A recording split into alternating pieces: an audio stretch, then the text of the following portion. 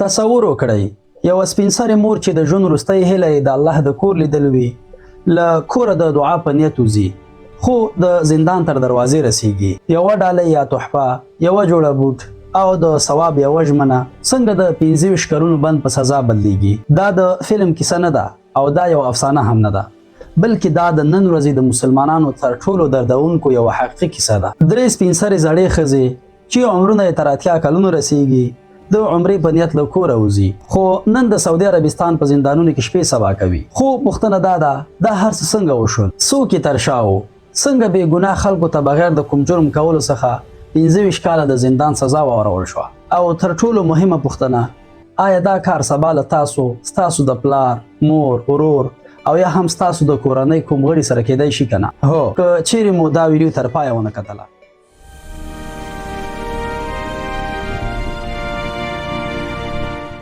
هغه ورځ د 2 سپین سرو کلیوالو ښځو لپاره د ژوند تر ټولو خوشحاله ورځ وه زیارت بیبي او انور بیبي چې عمرونه یې تقریبا 80 کلنۍ ته نږدې وو له کلونو وروسته د الله د کور د لیدو خوب ته نږدې شوي وي دوی فکر کوه چې د ژوند تر ټولو لوی ارمان یې پوره کیږي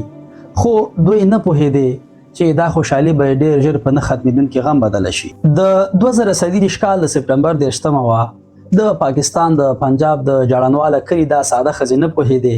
چې دا سفر به د عمرې پر ځای د عمر تر ټولو ستر امتحان شي دوی له یو خپلوان عباس سره له کلي ووتلې لږ وړاندې د جومات امام محمد ریاض او د هغه مېرمن شمیم بیبي هم ورسره یو ځای شول ټول 15 کسان د عمرې نیت درلود د عبادت نیت د ثواب نیت خو د تقدیر بل مخ ورته پټ و ویل کېږي چې د صدام حسین شاه په نوم یو شتمن ځایي کس د دوی د عمرې ټول مصارف پر غاړه اخیستی وو د ټیکټ نه تر سفر له کلي تر اسلام آباد هوایي ډګر پورې هر څه د برابر کړي وو خلکو ویل چې دا سړی هر کال د ثواب په نیت خلک عمرې ته لیږي همدې خبرې ټولو ته ډاډ ورکړی و خو همدا ثواب د دوی د ژوند تر ټولو ستر عذاب وګرځېد د زیارت بیبي زوی ابرار حسین غوښتل خپله مور په خپله اسلام آباد ته ورسوي خو صدام حسین شاه مخالفت وکړ او ابرار حسین ته وویل چې ته ځان هیڅ مه به تکلیفوه او اندېښنه مه کوه زه یې د ثواب لپاره خپله اسلام آباد ته رسوم ابرار د دې خبرو په اورېدو شاته شو 15 واړه د اسرار الله په نوم یو کس په موټر کې کېنول اسلام آباد ته روان شول هلته یې شپه په هوټل کې تېره کړه او کورنیو ته یې ټلیفون یا زنګ ووهه چې موږ په خیر سره اسلام آباد ته رسېدلي یو سبا به مو له خیره سعودي عربستان ته پرواز یا الوتنه وي خو سبا داسې څه وشول چې د هرې مور او هر زوی زړه به ولړزوي سحر د ګلنواز خان په نوم یو بل کس وروپېژندل شو د صدام حسین نږدې ملګری هغه وویل 20 کاله وروسته الله اولاد راکړ غواړم چې د عمرې ته تلونکو کسانو خدمت وکړم د 15 واړو ته نوي بوټان او جامې واخیستل او د دې ترڅنګ یې بند ډبي هم ورکړل چې دا تحفه یا ډالۍ دي ډبي په جده کې زما ملګري ته وسپارئ په پیل کې ټولو انکار وکړ خو بیا صدام حسین ته ټلیفون وشو ده ورته وویل زه دومره لوی کار ستاسو لپاره کوم او تاسو دا وړوکی کار نشئ کولی خو بالاخره د الوتنې وخت نږدې و بحث ختم شو دوی هم دغه ډبې واخیستل د همدې ورځې سهار 10 بجې او 6 دقیقې د آیرسیال هوایي شرکت PF 1913 جاز جدې ته پرواز وکړ هیڅوک نه پوهېده چې په همدې بوټانو او ډبیو کې د مرګ سزا پټه ده یوه اونۍ چوپتیا وه بیا د اکتوبر پر 8 د ابرار موبایل ته ټلیفون یا زنګ راغی چې له هغې خوا یې د مور غږ و خو دا غږ له زندانه و زویه زه په زندان کې یم هغې وویل چې په ډالیو او د بوټانو په تلو کې نشهیي توکي آیس پټ کړي وو کله چې جدي هوایي ډګر ته ورسېدو تلاشي واخیستل شوه 5.5 کیلو نشهیي توکي ترې ووتل هماغه ځای 15 واړه ونیول شو زیارت بیبي ته یوازې ځکه د زنګ اجازه ورکړل شوې وه چې چارواکو غوښتل کورنۍ خبر کړي ابرار وایي دا زنګ داسې و لکه په سر چې مې بم وغورځېږي موږ فکر کوو چې مور به مو د الله په کور کې دعاګانې کوي خو هغه زندان کې وه د دوی د کورنیو اندېښنه هله لا زیاته شوه چې شاوخوا 15 میاشتې وروسته یعنی د 2025 کال د فبرورۍ پر 9 نیټه خبر شول چې د سعودي عربستان یو محکمې دغه 15 کسان چې 3 پکې زړې ښځې دي د نشهیي توکو د قاچاق په تور په 25 کاله بند محکوم کړي دي د زیارت بیبي په سامان کې 1100 ګرامه آیس ثبت شو انور بیبي نږدې 80 کلنه وه امام محمد ریاض او د هغه مېرمنې 2 معلول اولادونه بې سرپرسته پاتې شول ابرار تر دې پیښې وروسته خپلوان خبر کړي او مشوره یې کړې چې باید د دې هر څه پوښتنه له صدام حسین شاه نومي سړي څخه وشي چې هغو 15 واړو ته یې د عمرې سفر برابر کړی و او د تحفې د وړلو سپارښتنه یې ورته کړې وه دی وایي چې کله د صدام حسین درې ته ورغلل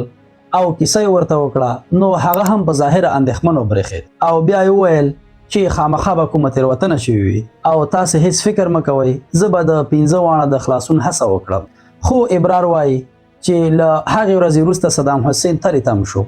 او خپله کډه یې هم کوم نامعلوم ځای ته یوړه وروسته استخباراتي ادارې کلي ته راغلې پوښتنې پلټنې پیل شوې د 2023 کال د نومبر پر 6 د اف آی رسمي پلټنې شروع شوې د 2025 کال د جنوري پر 20 په فیصل آباد کې د صدام حسین شاه اسرار الله او ګل نواز خان پر ضد اف آی آر درج شو اسرار الله د فبرवरी پر 28 په لاهور کې سره د 15 کیلو هیروین ونیول شو صدام حسین شاه ضمانت واخیست خو پلټنو ته بیرته شامل شو ګل نواز خان فراری اعلان شو خو په همدغه وخت کې ابرار پلټونکو ته حزبي وسپارله چې پکې د صدام حسین او عباس ترمنځ خبرې ثبت وې پکې ټینګار شوی و چې ډالۍ باید هماغه کس ته وسپارل شي چې د ورته ښودلی د اف آی ای چارواکي وایي قوي شواهد شته ویزې ټیکټونه پیسې هر څه همدوی خپله برابر کړي وو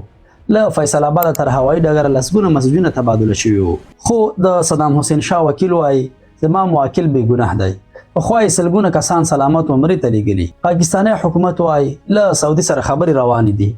اسناد ورکړل شوي اصلي تورن کسان نیول شوي خو وروستۍ پریکړه د سعودي عربستان د حکومت په لاس کې ده د یادولو ده چې د پاکستان د بهرنیو چارو وزیر اسحاق ډار هم روانه میاشت قومي اسمبلۍ ته په خبرو کې وویل چې اوس مهال تر 21,600 ډېر پاکستانیان په بېلابېلو هیوادونو کې بندیان دي چې له ډلې شاوخوا 11,000 د سعودي عربستان په زندانونو کې دي تر سعودي وروسته په متحده عربي اماراتو کې 209 پاکستانیان بندیان دي په سعودي عربستان کې د نیول شوو 15 کسانو له ډلې د 40 کلنه عباس مور جمیله بیبي وایي اصلي کسان نیول شوي بې ګناه دي خوشي شي هغه وایي چې د سعودي عربستان ولیعهد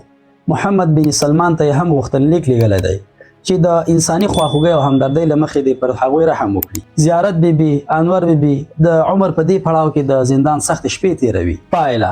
ګورئ دا کیسه یوازې د زیارت بیبي او انور بیبي نه ده دا د زرګونه هغه ساده خلکو کیسه ده چې د دین ثواب او خیر په نوم تېرېستل کیږي هغه سپین سرې ښځې چې باید د ژوند وروستۍ ورځې د کعبې پر سیوري کې د دعا په اوښکو کې تیرولی نن د زندان په یخو کوټو کې د ژوند شپې سبا کوي هغه لاسونه چې باید تسبیح یې اړولی اما نن د اوسپنې تر سیوري لاندې بند پاتې دي دوی جرم نه و کړی خو قیمت یې ورکړ دوی نشهیي توکي نه پیژندل خو سزا یې د مرګ نه کمه نه ده دا د تقدیر ظالمانه لوبه نه وه دا د انسان جوړ کړی دام و دام د خیر په نقاب کې دام د دین په ژبه کې دام د ثواب تر نوم لاندې نو دا کیسه موږ ته یو تریخ حقیقت راښایي او یو مهم درس هم راکوي هر هغه څوک چې د دین خبرې کوي لازمي نه ده چې هغه به په رښتیا دیندار او ښه سړی وي پیغام ګرانو دوستانو که تاسو یا ستاسو مور پلار خپلوان یا کلیوال کله هم د سفر نیت کوي هیڅکله د بل چا سامان مه اخلئ هیڅکله د چا ډالۍ او تحفه بغیر د کومې پلټنې او تحقیق څخه مه وړئ هیڅکله خپل باور د چا په ژبه مه سپارئ او هیڅکله د ثواب تر نوم لاندې هر څه مه منئ ځکه یو کوچنی غفلت یو لنډ باور او یو کوچنی غلطي او یو ناپېژندل شوی بکس یو بل شی کولی شي د ټول ژوند ازادي له تاسو واخلي